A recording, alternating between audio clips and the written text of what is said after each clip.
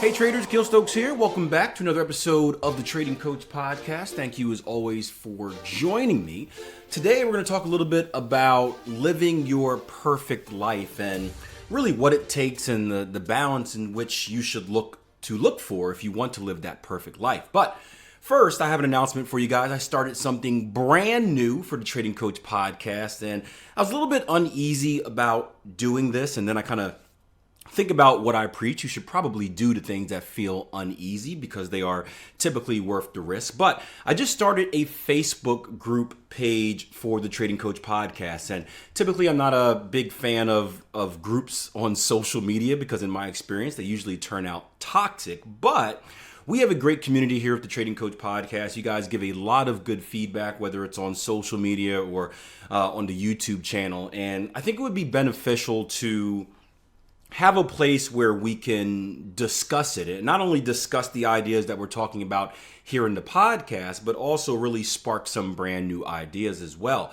And the idea came from a TED Talk group that I'm a part of. There's a new thing that my city is fortunate enough to be kind of like the kind of beta testers for. It's called TEDx Circles, and a good friend of mine, Bob Facile, is actually the leader of Lancaster TEDx. And the idea that TED Talks had was that they had all of this awesome content and people were listening, people were watching it and they're enjoying it, but it wasn't really being made useful because people would listen to it and forget about it. So the idea behind the TED Circles was to have a group of people that come together, they listen and watch the idea, they discuss it right away and talk about practical ways that they can use it, and then hopefully they bring that back into their circles, whether it's family, community, whatever, and just more people are touched by the idea. So I thought that we could do the same thing here at the Trading Coach Podcast. Instead of me just giving a single response to a single person that DMs me on Instagram, for example, we can actually have some discussions about the topics and come up with some useful conversations. And well, if it completely bombs, then I'll just delete the group and we'll be in no different place than we were beforehand. But I trust you guys as a community, and I think it'll be a pretty cool idea. So head over to facebook.com. I guess just search the Trading Coach Podcast and look for the group. And then just say, want to be a member, and I'll accept you. But today I want to talk about living your perfect life. And it comes from I guess the whole idea sparks in general from a conversation that I had on the Twitter the other day, right? So I'm fortunate enough to, I get to talk and communicate with lots of different people from all over the world every day. And there's some good and some bad that comes with that. Now, for the most part, 90% at this point in my career, it's good. We're helping traders out. We're helping people out with their lives and making a positive impact on this world, which is something that is very important to me. But every once in a while, you get the haters, right? You get the people that come in and they see I'm a trading coach and I charge for my services, because why would someone ever charge for their services? And they want to assume certain things about you. And I used to get upset about it. I used to I like to argue, especially when I know I'm right, because it's an easy win. But I've gotten better over the years of just not caring because, as my life has gotten busier with the trading and the business and the family, I just don't have time or energy to waste on things that aren't beneficial, things that aren't pushing me in the right direction. So I tend to let people think what they want to think. I answer them because I do believe that you should respond to people. I know that's sometimes it's easier to ignore, but I think that's just the people person in me. If someone takes the time to say something, at least give them a response, even if it's like hey, thank you for sharing your opinion, blah, blah, blah. So I was talking to this trader, or this person on Twitter, I should say. I'm assuming he's a trader who was doing the normal, trading coach, you charge for services, blah, blah, blah, this, that, blah, blah. And we got to the point where he asked me, okay, if you're this good, right? Because this is what they always ask for proof. If you're this good, show me a picture of your house or show me a picture of your car, because that's what really matters. And that brings up the first point, in that the assumption that success is based off of material things is made by people who haven't really generated wealth, or either they haven't really generated wealth or they just haven't been financially educated, right? There's a big difference between wealthy and rich. Now, I did a YouTube episode on this the other day, talking about how to avoid kind of the wealth trap and whatnot. But typically the people that you see with the material items, those aren't the wealthy ones. Those are the rich ones. Why? Because the sum of their money is going towards those material items in order to put themselves in the position to look a certain way. And again, not everyone's like that. I understand some people need to carry a certain look for their job. I understand that completely. But I think we would agree that we all know people who are having trouble paying rent, but have this nice fancy car, right? I grew up in Philadelphia in an urban area, and routinely you'd see people driving around with this new fancy car, and you take a look at their house and where they parked the car in front of. It's like, hey, priorities, man. Like, why are you living in this neighborhood with this beat up house, but your car is looking fresh? Wouldn't you rather have a beater car or take public transportation and have a better house? So you see that all the time. And I like to judge things. I'm not a very material person at all. I do have some bad spending habits, or maybe not bad spending habits, but I do have habits that others may think are bad. And for me, it's stuff like cameras and microphones and sporting events, right? I don't have a problem spending up for microphones because previously I used to be an audio engineer, so I get really weird over if something sounds a certain type of way and I think it can sound better. Cameras are the same way, right? I do a lot of stuff for the business, so I want to have the highest quality of camera, and I kind of get suckered into like kind of new shiny thing. Ooh, look at that drone. Let's buy it. So that's kind of my thing. And sporting events, because I'm a sports nerd, so I don't mind paying up for like, soccer matches or football games or basketball or stuff like that. But everything else, I don't really feel a need for, right? I don't feel a need for a fancy car. A car just gets me from point A to point B. I don't really buy any clothes. I have a bunch of black t-shirts and some athletic pants. That's about it. Because those things just aren't good investments, right? And part of being wealthy, guys, is living within your means. That's the biggest part of being wealthy. Understand that wealth is a two-step process, right? It's a two-step process. It's not this magic formula. Now, within those two-step processes, there are tactics, obviously. But one, right? Spend less than you make.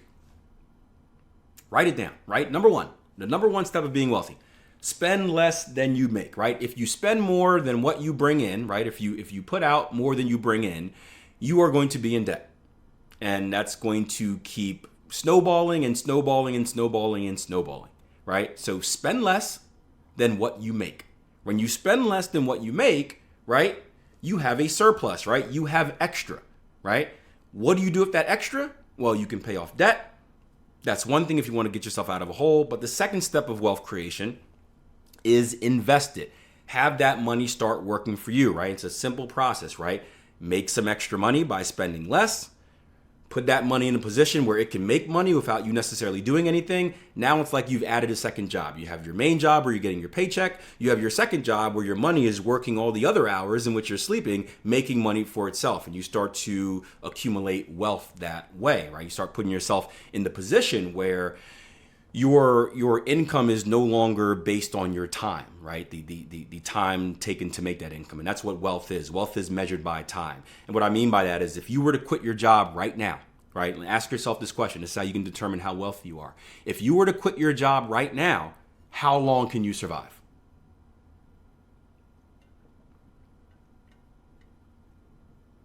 If you said 1 month, you are 1 month wealthy. If you said 1 year, you are 1 year wealthy. Right? So that's how you can kind of measure it, right? When you reach the ideal level of wealth, it's when your investments are making enough money where you would never have to work again if you didn't want to, and you would still be able to survive.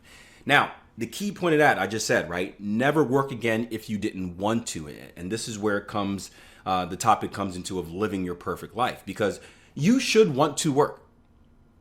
I know the ideal situation is like, hey, I want to retire and do nothing and travel the world, but I think you should want to work, right? The question is, you should want to work doing something that rewards you, fulfills you, and makes you happy. And going on with the conversation of this trader on the Twitter, right? He was asking me about sharing my house and sharing my car and all that stuff. And I was like, yeah, that's not going to happen. I'm very private. No way am I putting my house or my car on social media. Not only am I very paranoid about everything in life, But there's no reason to prove that to you. What's a picture of my house going to tell you, right? I can take a picture of someone else's house and pretend it's mine. I can take a picture of my house. You have no idea how much it costs. You have no idea how big it is. You don't know the property value and all this other stuff, right? It is pointless. It is pointless. By the way, I do have a house, for you guys wondering. It is a much bigger, it is not a good investment, just to get sidetracked a little bit, right? My house is larger, it's bigger than my means, right? I don't need a house this big. I could be saving a lot more money with a house that's smaller. Now, if you guys that have listened to my buddy Jason Graystone's podcast, Always Free or Watch a Newsletter, he's done some great lessons on, is it worth owning a house? Kind of what we're trained to do is you buy a house, but because it's a good investment. But is buying a house actually a good investment? And the answer is yes or no, depending on your situation. But I know he's considering right now whether he should buy a house or just rent.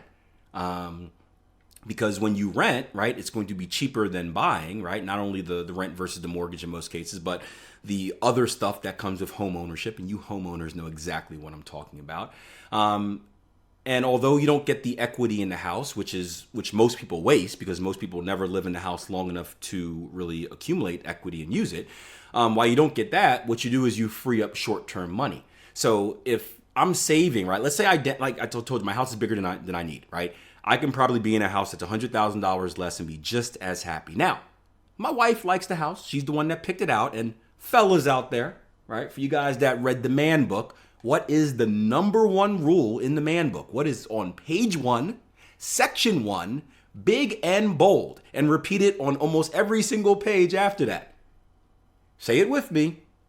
Happy wife, happy life, right? So, I'm okay with that. But if I were to live in a house that was $100,000 cheaper, and we did get a good deal on the house, that's part of it. I am a real estate investor.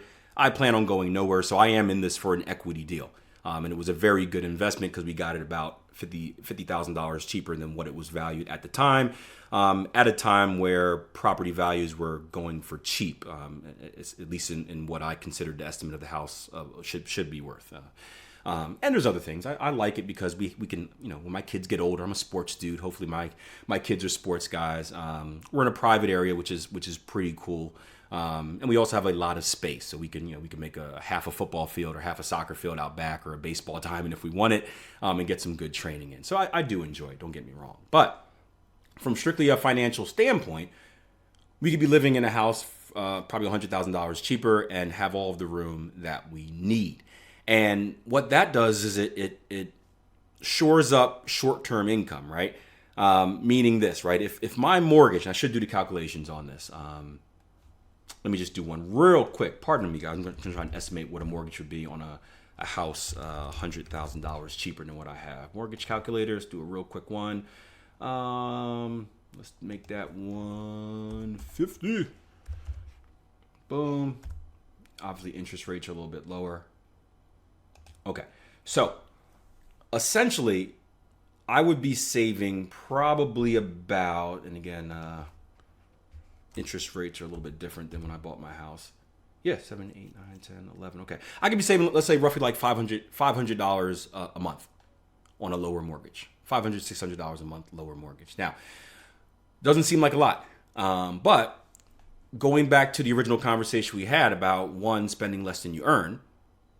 Right? So boom, that checks off that box. You're spending less that way.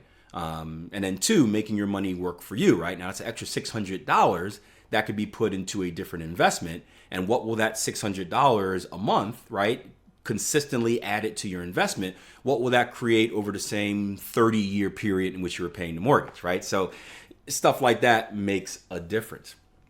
So, and now I forgot what I was going for. Oh, so the trader, after trying to find out information about my house or whatnot, or the person, he did a search on me, I'm sure, and he found my coaching profile, right? You guys have been following the podcast for a while, so not only am I a trading coach, but before even that, I was a track and field coach. I still am a track and field coach at a local university, my alma mater. And the first thing that popped up, first thing he shared was my profile picture, right? It was cool. It was a nice little picture. I looked young, had a lot more hair back then. They caught me at the right angle, so you didn't really see the receding as much. And a nice little profile about, how good I was as a coach and this many qualifiers and blah, blah, blah, blah, blah. And essentially what he did was try to shame me, saying that, oh, you picked up this job as coaching because you can't really trade. And I'm like, no, sir. And this is when you got him. I told you I like being in arguments where I know I can win. This is when I knew I had him. I'm like, you just made my point. You just made my point. I said, it's the exact opposite. Coaching was my passion well before trading. And the reason that I got into trading was so that I can coach. And I'll take you back to my story, right? I got out of college in 2017, right during the beginning of the recession. There was no jobs available, so I decided to go to grad school and buy 2 more years, so I didn't have to tell relatives, when they asked, what are you doing? I'm like, nothing. I didn't want to seem like a loser, so I went to grad school. Grad school, again, the loan I took in grad school also allowed me to start my real estate company, which was good. But the main part was to buy time. Now, while I was in grad school, I had a graduate assistant job where I was an assistant track and field coach. And this was at the same time I was learning about investments. I was in the stock market. And I had no intentions of coaching, but they said they were going to pay me money. So I was like, yeah, sure, I'll do it. I like money.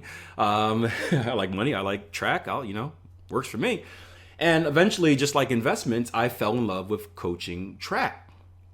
And my graduate assistantship was for 2 years. And so after the second year, it ended and I wasn't getting paid. And I was still volunteering coaching. I was just not getting paid for it. And it came to the time I was talking to a lot of mentors. It was, this is kind of before I had gotten, I was okay. I was struggling at trading. I was in it, but I wasn't consistently profitable yet. And we were starting to plan what my future was going to be. And being the stubborn individual that I was, I said, I want to coach. I want to coach. I want to coach right here. I don't want to do anything else. And they're like, yeah, but reality. I'm like, no, take your reality and shove it. This is what I want to do. I'm going to find a way to do it. And that was something that helped me take the jump to really taking trading seriously. Because again, I was trading, but because I was working 3 jobs before that, I was trading and struggling and losing money, but I was making it back because I was making so much money from my other 3 jobs that I never kind of took it seriously to go for it. And it was this moment when I saw the timeline running out on my coaching, and I started to have kind of reality checks about, working like, I don't know how many hours, 15 hours a day, doing that for the foreseeable future, doing that with a family and only making $30,000. And it just wasn't a realistic path for me. It wasn't going to work. And I said, you know what? One thing I like about trading is that it gives me freedom of time, right? Investments work, you got to work in trading, but it's a flexible schedule, especially the Forex market. Trading would also allow me time to continue to coach. And that was something that really pushed me in the direction of saying, hey, I want to coach. How can I find a way to coach without having a job? Because I had job offers out there and I turned them down. I turned them down because I would ask each job, I said, hey, can I be free? I don't mind coming in early in the morning, but can I be free from like 3 o'clock to 6 o'clock? And they're like, no. And I said, well, no to you. I didn't say it like that. I was like, sorry, I'll have to decline your offer. But in my mind, I was like, no. So trading would allow me to do that.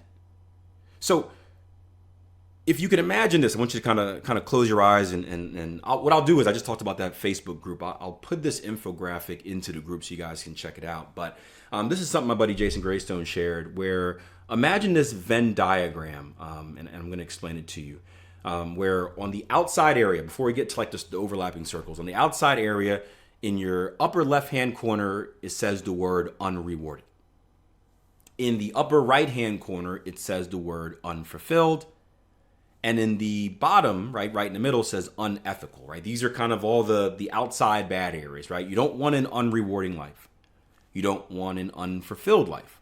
You don't want an unethical life, right? These are unrewarded is where you're doing stuff and there's no reward for it, right? You don't get anything. Either you're doing something of cause, but there's no paycheck for it, so or there's no any type of reward for doing it.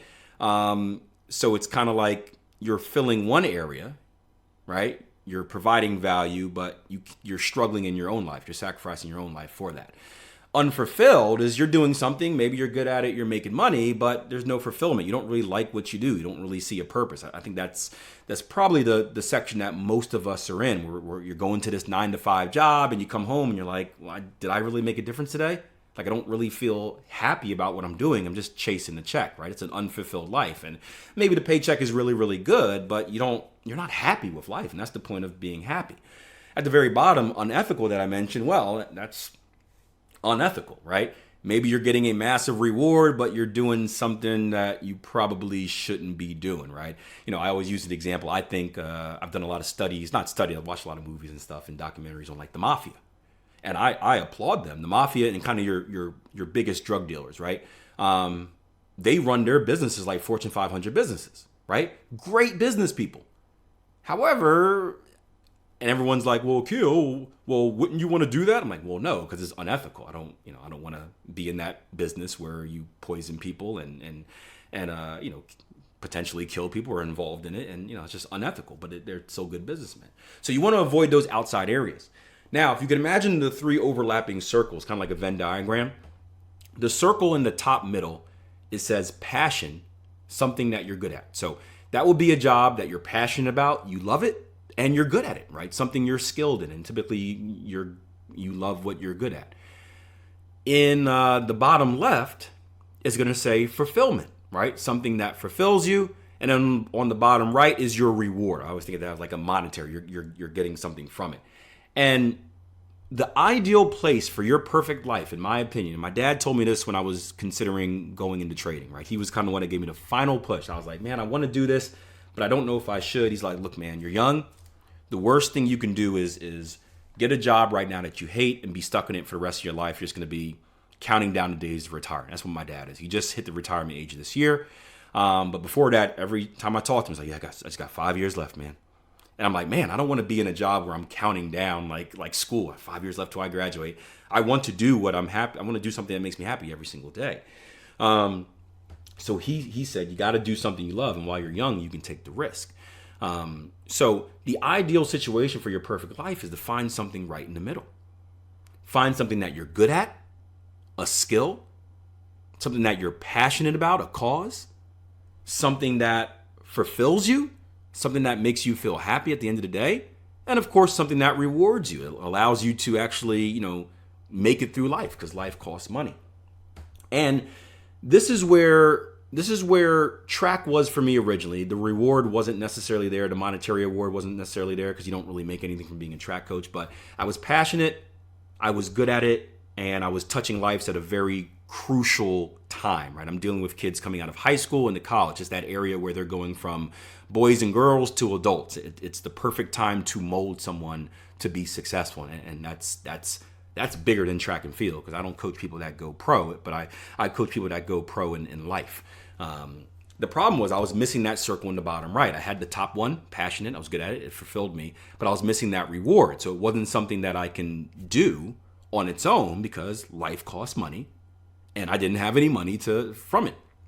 So trading gave me the time freedom and also gave me the reward. And eventually I went on to turning my trading into business. Now, here's the thing. So I wanted to achieve the same thing in trading, but I went into money management. Right? I didn't have enough money to live off of trading. I always tell you guys it takes like $200,000 to live off of trading. I didn't have enough money to live off of trading, so I took the route of turning it into a business. So I started a money management business where I would invest other people's money and make it a business that way. And that's how I would get my paycheck, along with the money I made from my own personal trading. So that kind of checked off the box of the reward. The problem was, even though that box checked off reward, the fulfillment wasn't there. I didn't really feel like I was making a difference. I was helping people that were already wealthy get more wealthy. That's nothing that really makes me get excited about. I'd rather do the opposite. I'd rather help people that are in poverty. I'd rather help them learn about wealth creation and help them get wealthy, so it didn't hit the fulfillment box. And I didn't really have a passion for it. I was good at it, but I didn't have a passion for it. It wasn't fun. I've told you guys in many podcasts the stresses of managing money of it. It's hard to trade. It's harder to trade demo. It's harder to trade your live money. It's even harder to trade someone else's money. It's a massive amount of pressure on your shoulders. And it really kind of takes the fun out of it and the passion disappear. And when I stopped doing my money management business and I got into coaching, that ended up checking all the boxes. And I didn't plan on getting to coaching at all. But again, I needed that reward circle to be filled so I can continue doing what I wanted to do in life. And coaching was a way to make supplemental income, which would help with that. Again, surplus, invest your surplus, grow your account even faster, or invest it, grow your investment even faster. That's how you become wealthy. And the more I got into coaching, the more I realized how valuable it actually was, because it checked all the boxes. The reward was there, right? I make money from my coaching services, right? Because I provide services. I'm very good at what I do, and I invest a lot of time and energy into the clients I work with. I was passionate about it because I love trading and I love helping people in general. And it gave me that fulfillment, right? I was seeing on a daily basis stories of people getting it. People able to quit their jobs and start investing. People able to start hedge funds, start their own businesses. Even people that haven't made it yet, just seeing the spark in their eyes of having a light at the end of the tunnel, saying, "Hey, I know I'm probably 5 years out, but this is going to be it."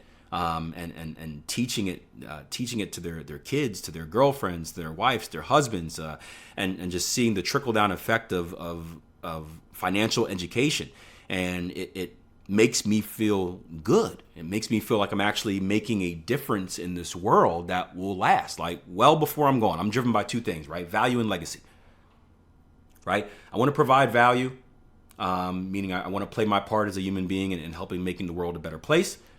And I want to have a legacy. It may seem selfish or narcissistic, but when I die, I want people remembering me and saying that, man, he helped a lot of people. I think of people like Mark Douglas. May he rest in peace, right? Mark Douglas's book, Trading in the Zone, The Disciplined Trader, touched so many people. He's remembered as a legend because of the work that he's done to help traders, right? I hope that when my time is all said and done, right, people can go back and listen to thousands upon thousands of episodes of the Trading Coach podcast, watching hundreds of thousands of videos on YouTube, and it could take a person who has a passion to do something. It could allow him or her to get better and really change their life, and hopefully they kind of follow the same values as me, and they pay it forward. They give it back to someone else, and we make the world a better place. So the reason I traded was so that I can coach, so that I can live my perfect life. And then the path that trading led me on was to coach other traders as well, which put me right in the middle of living my perfect life. And that's where I'm at right now, guys. And I challenge you to think of this diagram. Again, I'll put it in the Facebook group page. I challenge you to think of this diagram and ask yourself, are you checking all the boxes? And if you're not, what can you do to check all the boxes, right? And I always say, start with your passion. Start with something you're good at. Start with your passion, right? In this day and age, almost anything could be monetized. Almost anything. I don't think there's anything out there that can't be monetized in this day and age. There's always someone that wants you to do something for them. And if you have a specific skill, you can market it. So think about that and start thinking about how can I, right? How can I, one, get on the track to becoming wealthy? Because that's what's going to free up your time and your ability to do stuff. But how can I get on the right track of doing something I love so that I can get out of this unfulfilling job, this unrewarding job, or this unethical job, and start doing something that checks all the boxes, something that you're passionate about, something you're good at, something that fulfills you, and then finding a way for it to financially reward you as well. So thank you guys for listening. As always, do me a favor. Leave me a review, especially on iTunes if you're listening to this podcast. That's the biggest way you can help promote the show. Also, share it. The goal is to touch as many traders as possible and help people get on the right track, not just traders, but people that are really want to become entrepreneurs, business people looking just to become more motivated and develop more as a person. And of course, if you're new, or if not if you're new, it's new, the Trading Coach Podcast Facebook group. Get on there, discuss this topic amongst yourselves. I'll be on there as well. Let me know what you think, and hopefully we become more educated as a whole. Until next time, traders, plan your trade your plan. Take care.